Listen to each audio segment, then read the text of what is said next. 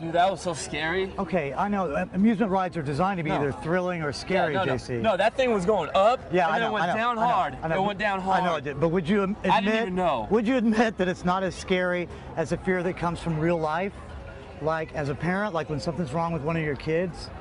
Yeah, I guess. So it doesn't seem as scary now? No, not as scary. Okay. Every one of these kids' families has had to deal with that fear, their worst fear realized, right. you know, that something's wrong with one of their children. And this is how one family handled it. You guys know who Melanie Peters is, right? Yeah. She's got spina bifida, and she's one of 3 triplets.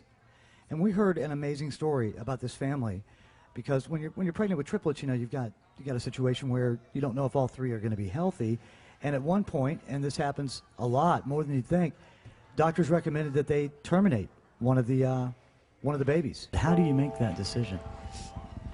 Well, having 2 already healthy older children, and then basically being told that I needed to sacrifice one of my other children that's in my stomach in order to protect the other 2 healthy ones. It was just absolutely devastating.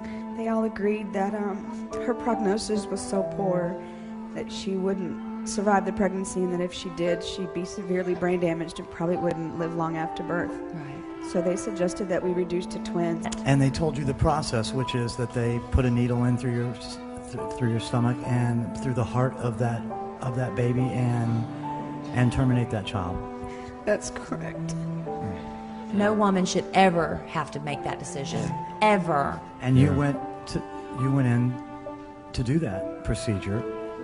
And what did the doctors discover when they attempted to terminate Melanie? They had found that Matthew and Madeline, baby A and baby C, had flopped right in front of Melanie, and there wasn't a needle long enough that he couldn't even get to Melanie. So he said that was divine intervention that he wasn't going to mess with. That baby was completely exposed before in the previous ultrasounds, but now the other 2 babies had shielded. They protected Melanie. Her. That gives me chills. That gives me chills. Melanie, ever since I was 7, I've always wanted a baby sister. And when I turned 11, I finally got my wish. Not only was I blessed with you, I also had Madeline and Matthew. When you were born, I was confused and did not understand the situation I was in. But you and your smile pushed me and motivated me to learn and make our bond between us stronger and stronger. It's now been 5 years since then, and our bond is still becoming stronger by day. You are amazing, Melanie. You have so much willpower. When you're out there on the playground, you don't hesitate one bit to do the exact same thing that you're doing. Every time I turn around, you're always proving that to all the doctors and all the kids that just because you're physically disabled does not mean you can't do the same things other kids can do. This has made me a stronger person and a better brother.